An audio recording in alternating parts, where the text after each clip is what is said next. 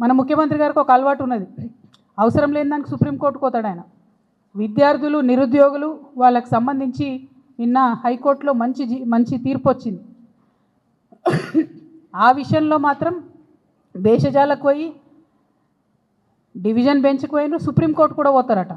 అంటే ఇంకా 1 ఇయర్ నిరుద్యోగులకు ఇబ్బంది అవుతుంది, గ్రూప్ 1, 2, 3 నోటిఫికేషన్లు ఆగిపోతాయి.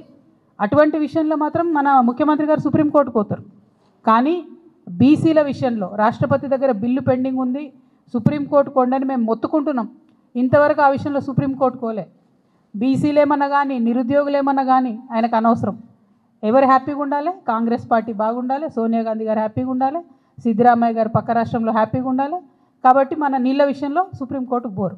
నేను డిమాండ్ చేస్తూ ఉన్నా, మీ వైఖరిని తెలంగాణ ప్రజలు గమనిస్తూ ఉన్నారు. మీరు నిజంగా పాలమూరు పులిబిడ్డనా లేకపోతే ఉట్టి పేపర్ టైగరా అన్నది ఈ ఆల్మట్టి ఎత్తు ఆపడంలో మీ సంగతి ఏందో తెలంగాణ ప్రజల ముందు బట్టబయలు కానుందని ఈ సందర్భంగా తెలియజేస్తూ, మరి ఎట్టి పరిస్థితులలో మీరు పోకపోతే మేము బనకచర్ల కోసం కోర్టుకు వెళ్తామని చెప్పినాం, మేము వెళ్తూ ఉన్నాం. మీరు ఇప్పుడు కూడా సుప్రీంకోర్టులో కేసు అయిపోతే మరి తెలంగాణ జాగృతి నుండి ఖచ్చితంగా మేము ఇంటర్వ్యూని కావాల్సి వస్తుంది.